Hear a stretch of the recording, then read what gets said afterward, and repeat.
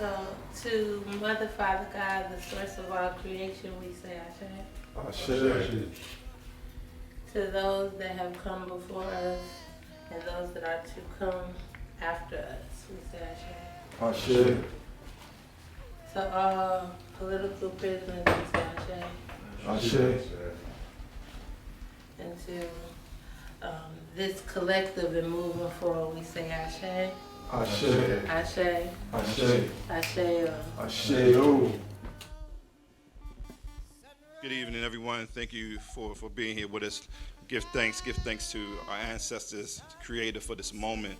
It's really full circle for us. I've been thinking lately with this partnership with Konjur around, my dad, who was also a DJ in Baltimore, opened up a nightclub in 1972 called Big Wooten's, and just thinking about curating black space, what it means to curate black art, and what it means to be self-determined and put our work forward. We launched collectively in 2019 to be a resource for those that seek to find, fund, and partner with black social change organizations. In response to COVID, we pivoted and started the Baltimore Black-led Solidarity Fund as a way to be a resource to our organizations. We have raised over $150,000, putting that back in our community, microgrants ranging from $500 to $5,000. So we're really excited about this artist in residency. I reached out to Bashi and without sort of doing, instead of putting out a proposal or RFP, I thought it was more important to go with people who already represented our brand, our lifestyle, the spirit, who understood what it meant to be self-determined and to do this work. So we're excited about this 10 months coming, the 10 months that we'll do this together.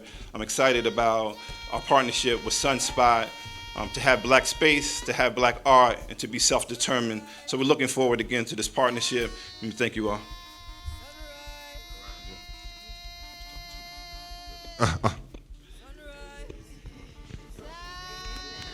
Mic check, 1, 2. What's up, everybody? Everybody all right? So first, it's an honor and a pleasure to welcome everybody to the space.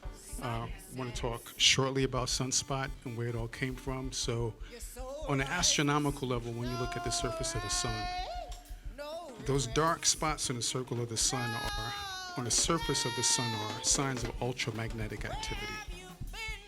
When I think about black folk, I think about how we are the ultramagnetic, right? Always have been, always will be. So what we wanted to do is find these spaces around the globe where black folk, beautiful black folk full of love and create, come and build beautiful shit. And Baltimore was the perfect space because we feel like this is the black heart of America. So much amazing things have happened in this space, happening in this space, and are gonna happen in this space. So we welcome the Sunspot. It's a global movement.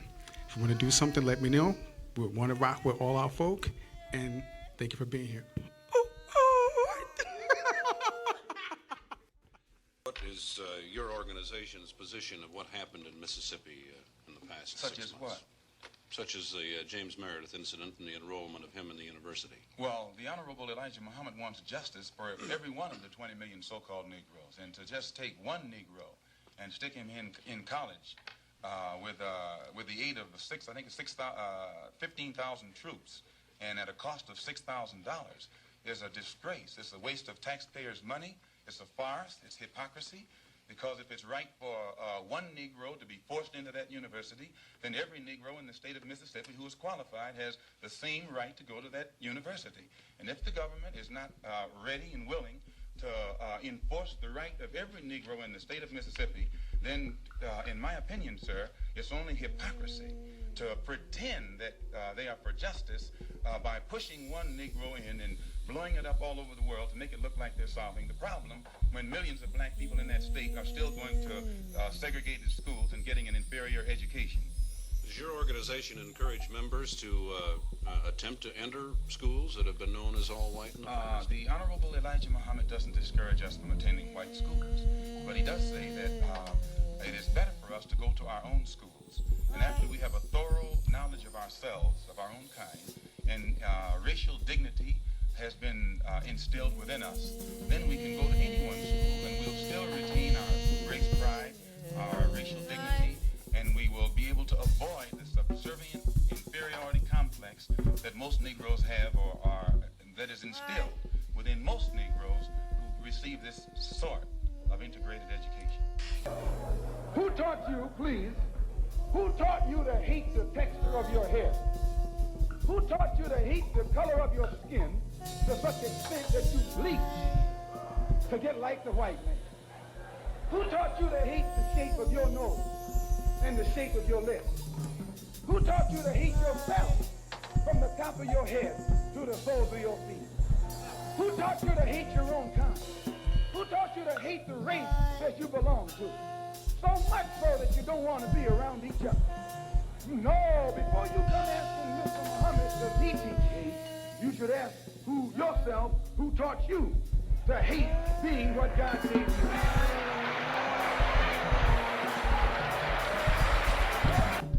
My personal political philosophy, black nationalism, which means that the black man should control the politics of his own community and control the politicians who are in his own community.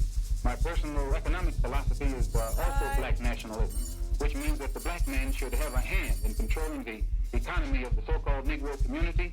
He should be developing the type of knowledge that will enable him to own and operate the businesses and thereby be able to create employment for his own people, for his own time. And the social philosophy also is black nationalism, which means that instead of the black man trying to force himself into the society of the white man, we should be trying to eliminate from our own society the ills and the defects and make ourselves likable and sociable among our own kind. This is a coordinated activity happening across this nation, and so we are in a state of emergency. Black people are dying in a state of emergency.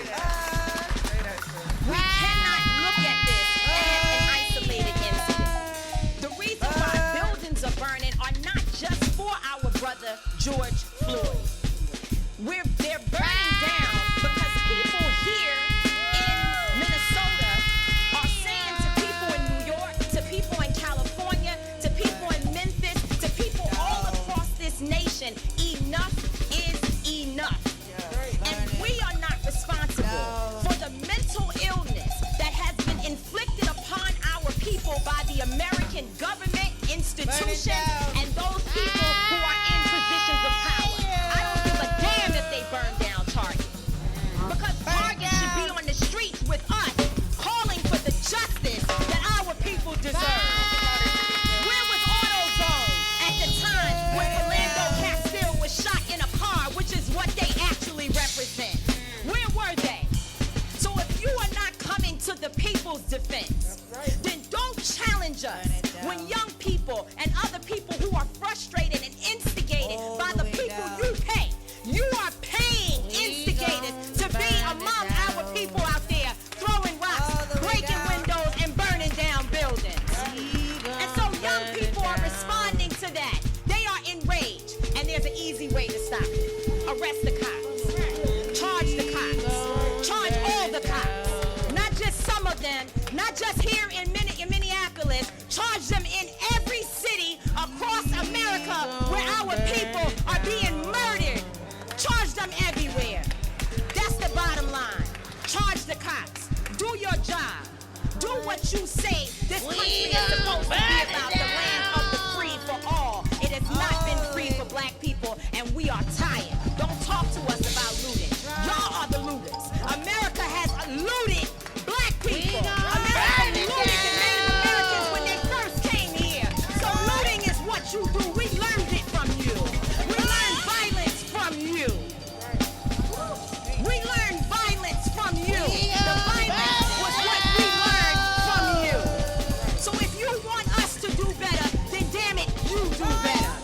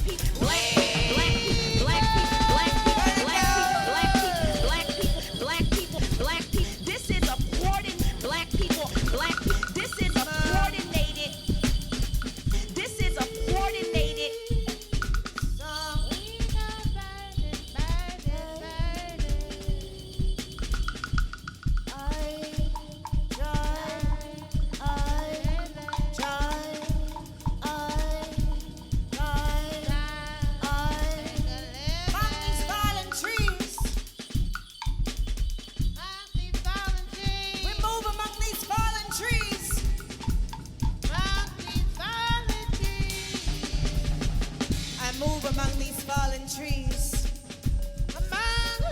And now you want to give a mic to me. Now you want to give a mic to me. Burn it down. Burn it down. Burn it down. Burn it down. Burn it down. Burn it down. I tried. We tried.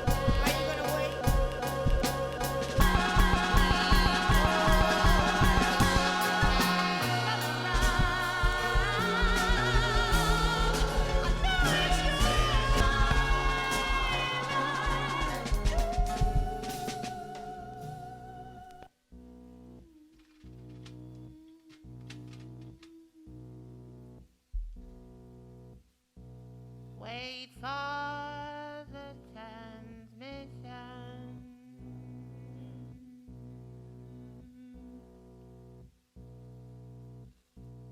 My name is Asada Shakur, and I was born and raised in the United States.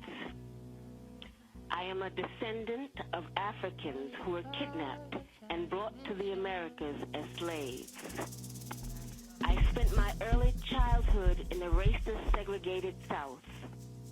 I later moved to the northern part of the country, where I realized that black people were equally victimized by racism and oppression.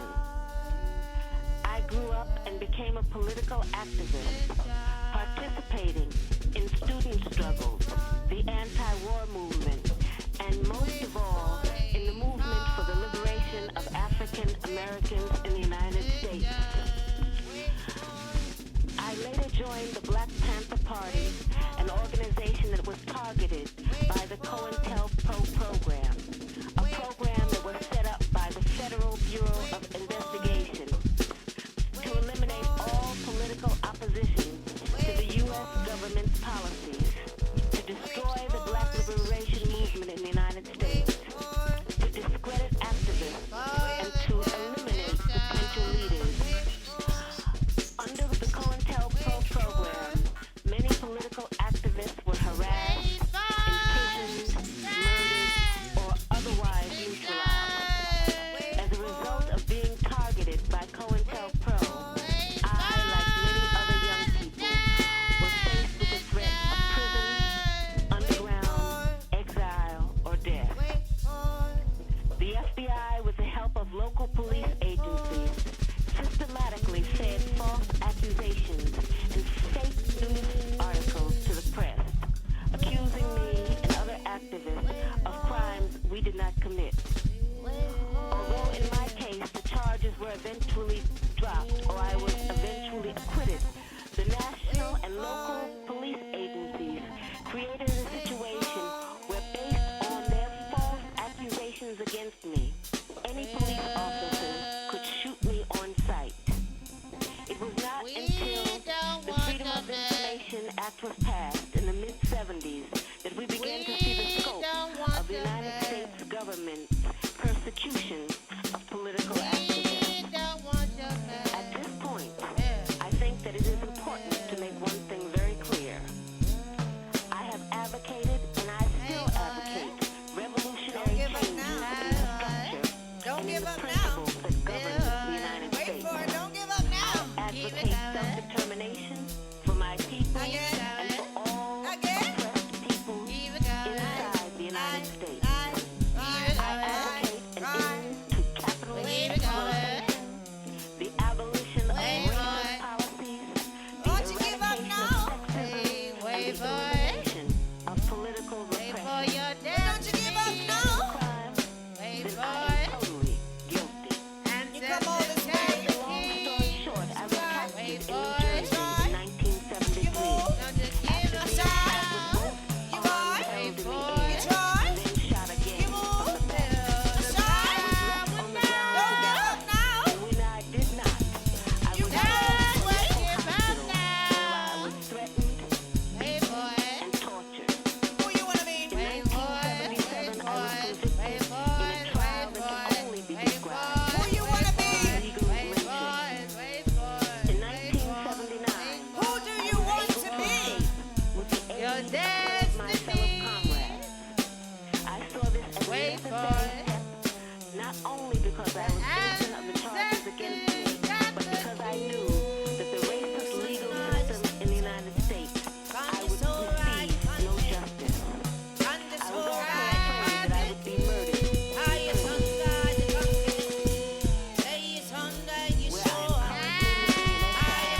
as a political refugee. The New Jersey State Police and other law enforcement officials only want to see me brought to justice.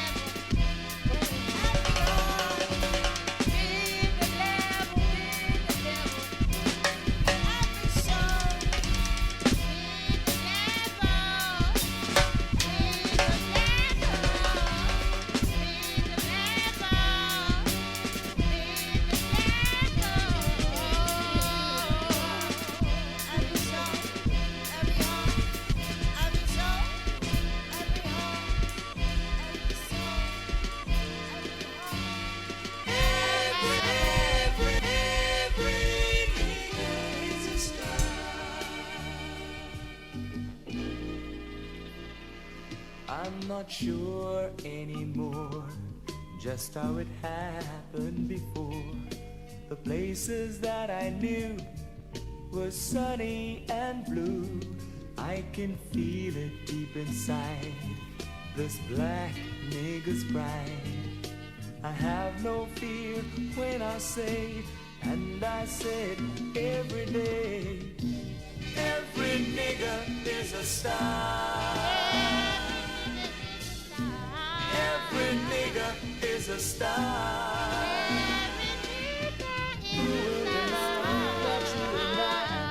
Every nigger is a star. Did you know you were a star? Did you know? I have walked the streets alone. 20 years I've been on my own. To be hated and despised, no one to sympathize. But there's one great thing I know, you can say I told you so. We've got a bright place in the sun, where there's love for everyone, and every nigger is a star. Every nigger is a star.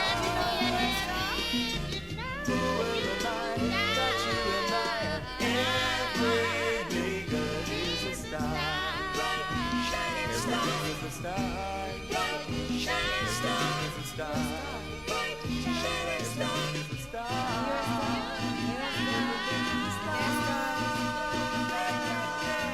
Everybody's a star? I don't think everybody knows it yet, for real though.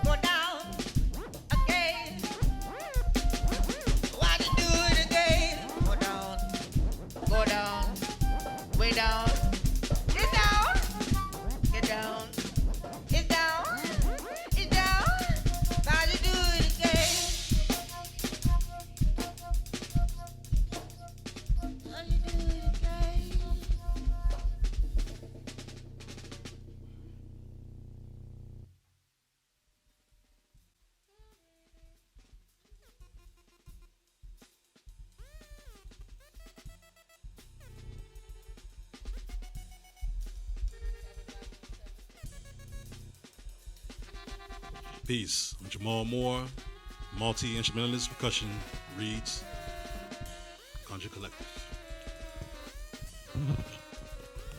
What's going on? My name is Joe Tynes, MPC and synthesizer, Konjur Collective. Peace and love and light. I'm Nia Azar, vocalist, priestess, flautist, musician. Yeah. Good evening, I'm Tracy Beal, vocalist, all about Konjur Collective. Peace, y'all. Bashi Rose, filmmaker, father, drummer, Konjur Collective. I'm actually start with Tracy. We talked a little bit earlier about just this moment you've been thinking about, like this is something that you've been wanting for a while. So talk about this moment, what the artist in residence mean to you, and why this is important to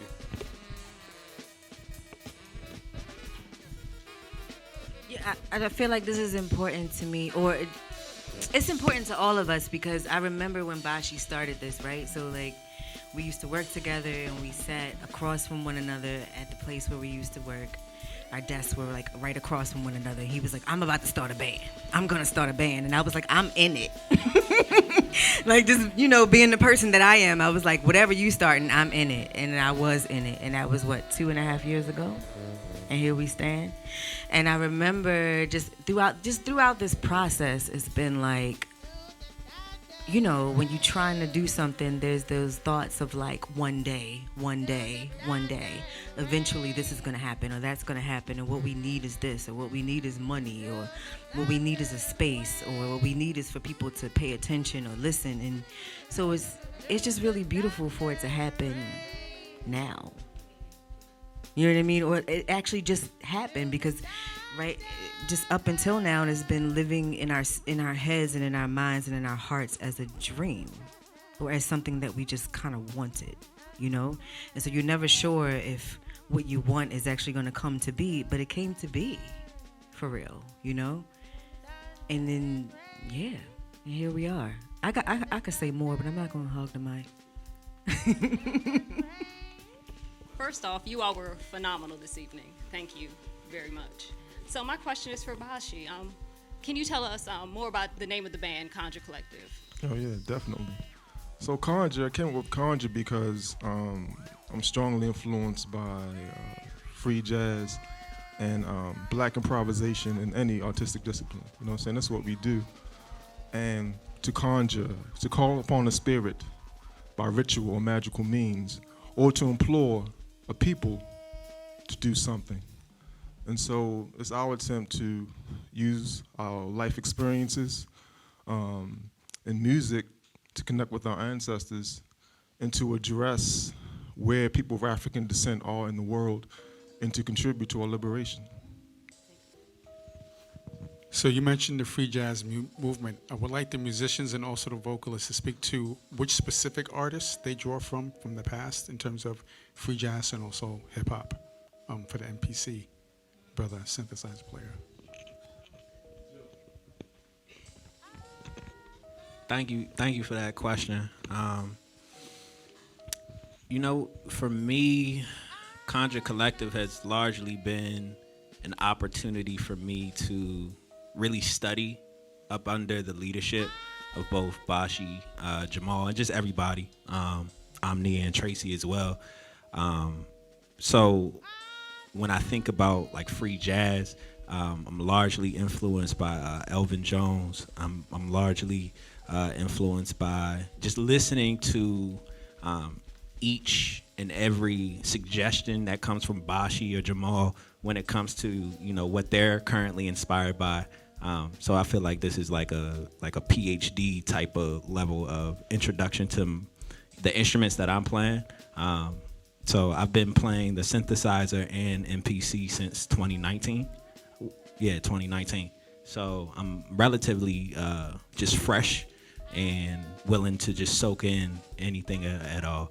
And so in terms of just like artists that inspire me, both Stevie Wonder as well as Jay Dilla, definitely, and especially because we did a chop that is based in a jazz record, but Dilla did his thing with it, and so it's my honor and just like something closely connected to me that I'm able to like offer my rendition of what that might look like. So that's what it looks like for me. So this whole set gave me, am I waiting? Put your finger up. Gave me the church finger. This whole set gave me life, for real. And Sis kind of spoke to the journey that it took to get here. And this is for anybody. So if you could wrap that journey up into a lesson, how would you describe the lesson?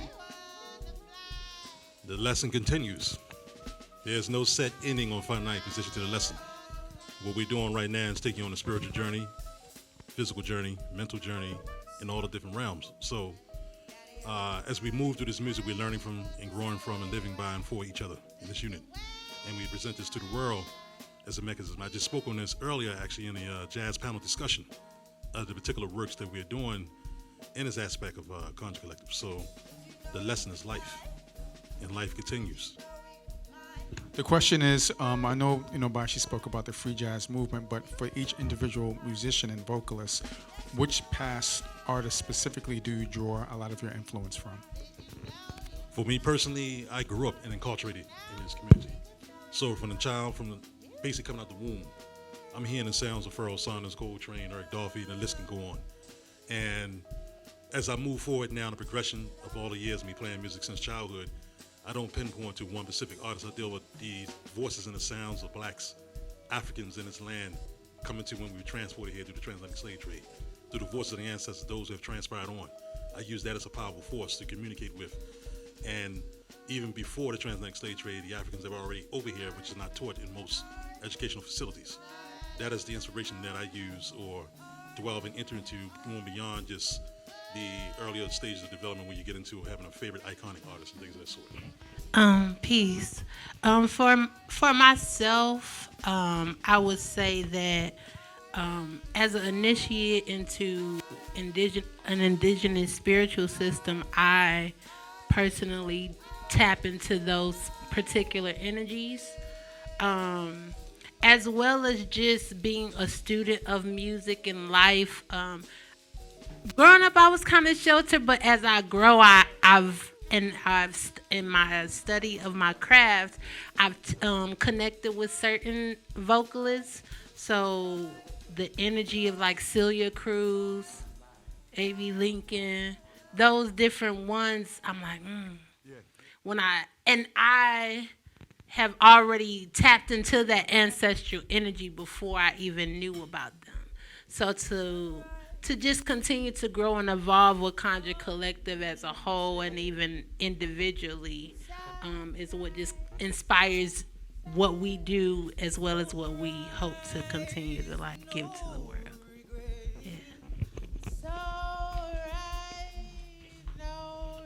This is always a really interesting question to answer for me. So, I don't know. I was always just drawn to folks like Grace Jones, Donna Summer, like that whole sort of disco era, and the people that lived on the fringes of the disco era, like just being like a Generation X kind of person, right? Being a Generation X kind of person and also wanting to sing and also wanting to be a vocalist, but understanding that I didn't have a voice that was like your traditional black singer. So then that took me into a space of trip hop where I began to discover folks like Massive Attack and Bjork and all these other sort of folks that were across the sea that had these really interesting sounds that were still informed very much by like what we're doing here as black people in the United States. So that was just, I think that's, for me, that like that's my influence. Like if you could take a little bit of like David Bowie and a little bit of Grace Jones, throw some Bjork in there, put some Tracy Bell in there, put some hip hop in there, you know, because just being, you know, I'm born in 1975, so I got to see hip hop like I saw the birth of hip hop. You know what I mean? So being a part of that, so all of those things inform everything that I do musically, you know? Thank you. Yeah, I really appreciate this question. So for me, I mean, coming out the womb, my mother's side of the family is from Trinidad. So Calypso, Soca, you know what I'm saying, Mighty Sparrow. And then, of course, as a drummer, those rhythms, and then hip hop played a major role. So DJ Premier, Pete Rock, you know what I'm saying, all these masters of, you know, of the drum, profound influence on me. And then as far as the jazz idioms, Elvin Jones, hands down, Max Roach, Sonny Murray, Billy Higgins, I mean, list goes on and on, Roy Haynes. And as an artist, I think, especially as an artist of African descent, I think it's also important that our art is influenced by philosophy, ideology, and the ideas of the Black Arts Movement, which basically paralleled the Black Power movement, has a strong influence on what I do. I feel like the more radical we are as a people, I think the more creative we tend to be. And I think what we're seeing globally throughout the African diaspora now with visual art and music that's, you know, pushing against the capitalist construct. We're seeing a creative blossoming of African creativity. So yeah, all those artists, man, regardless of what they do, dance, drums, paint, sing, whatever, with that like rebellious African sentiment, I'm influenced by it. And also just growing up in Baltimore, you know what I'm saying? Like from that Baltimore club to that motherfucker nodding down the Lexington Market, like all that like influences me. You know what I'm saying? Like I draw upon it all. Playing Skelly back in the day, you know what I'm saying? Filling tops with tar and shit and wax. Like everything, you know, being, you know what I'm saying, being a father, all, you know what I'm saying, relationships, everything comes through and influences you as a musician. And the drums for me, I picked them up because I was dealing with serious depression, and the drum just helped me like communicate to my ancestors.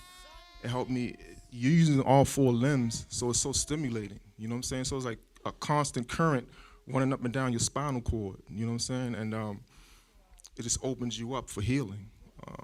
And so yeah, it's just a very spiritual practice for me. And being in Konjur Collective and this whole experience allows me to just open up, acknowledge my contradictions. I'm far from perfect shit, but music definitely helps me to, you know, stay grounded, open, and free.